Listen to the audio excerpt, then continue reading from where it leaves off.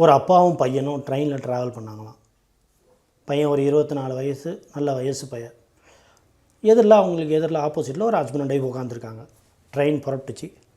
Train move ஆகிறப்ப பையன் window seat வழியாக உட்காந்து வெளியில் விண்டோ வழியாக பார்த்துட்டு ஒவ்வொன்றத்தையும் பார்த்து ரொம்ப எக்ஸைட்மெண்ட்டோட, அப்பா அங்கே பார் கார், அப்பா அங்கே பார் ஆட்கள், அப்பா அங்கே பார் பிஸ்கெட்ஸ், அப்பா அங்கே பார் அப்படின்னு சொல்லி ஒவ்வொன்றா ஆச்சரியமாக காமிச்சிட்டே வரானா.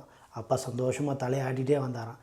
எதிரில்லவங்க ஆச்சரியமாக பார்த்தாங்க, இன்னும் ஒரு வயசு பையன் 24 வயசு பையன் எப்படி பிஹேவ் பண்ணணும்னு தெரிய வேண்டாமா அப்படின்னு. இன்னும் கொஞ்சம் தூரம் போனவொடனே ரோட்டில் கார் பஸ் எல்லாம் போகும் இல்லையா, அவன் சொல்லியிருக்கான் போல, அப்பா அங்கே பார் கார் பார், அப்பா எவ்வளோ பெரிய ஆட்டோ, எவ்வளோ பெரிய கார், எவ்வளோ பெரிய லாரி அப்படின்னு ஒவ்வொன்றுத்துக்கும் எக்ஸைட் ஆகி சொல்லியிருக்கான். அப்பா சந்தோஷமாக அப்படி சிரிச்சிட்டே சந்தோஷமாக வந்திருக்கேன். இதை பார்த்து எதில் உள்ளவங்களுக்கும் ரொம்ப ஆச்சரியமாக போச்சான். உனக்கு கேட்டாங்க, உங்கள் பையனை ஒரு நல்ல டாக்டராக காமிங்க, ஐ திங்க் அவனுக்கு ஏதோ சம்திங் ராங் அப்படின்னு.